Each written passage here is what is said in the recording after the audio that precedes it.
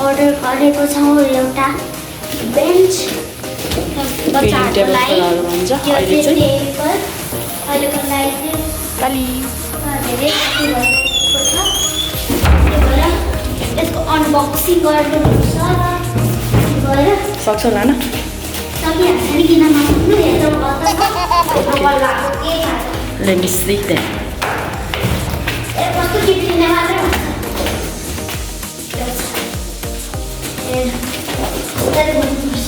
कस्तो आवाज पनि आयो अनबक्सिङ मात्रै गर्नुपर्छ हाम्रो अनबक्सिङ आइहाल्छ नि सानो बच्चाको लागि गयो अनि आफ्नो मैलाको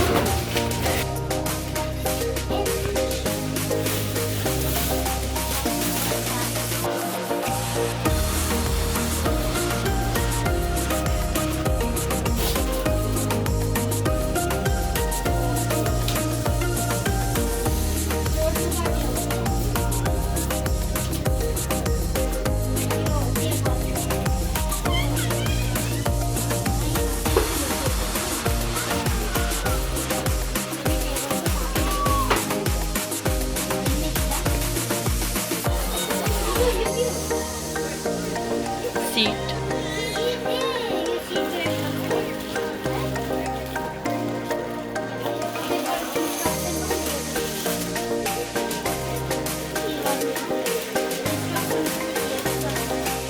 हेर्नु होला हाम्रो फिडिङ बेन्च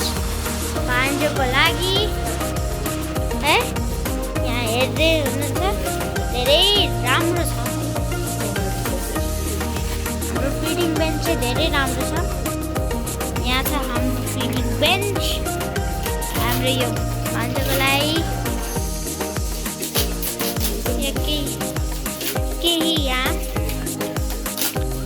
अनबक्सिङ गरेको हो हामीले यहाँ गुडाउन मिल्ने हजुरहरूलाई लिनु छ भने पनि दिँदा हुन्छ यो लिन सक्नुहुन्छ हजुरले अनबक्सिङ भइरहेको छ यहाँ हेर्न पनि सक्नुहुन्छ यहाँ पनि छ अनबक्सिङ भइरहेको छ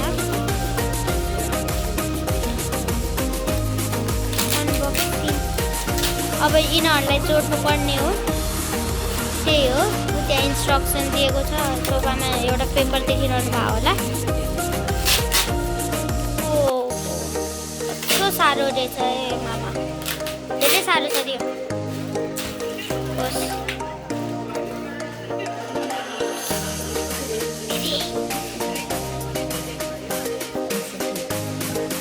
सिजन के गर्दैछ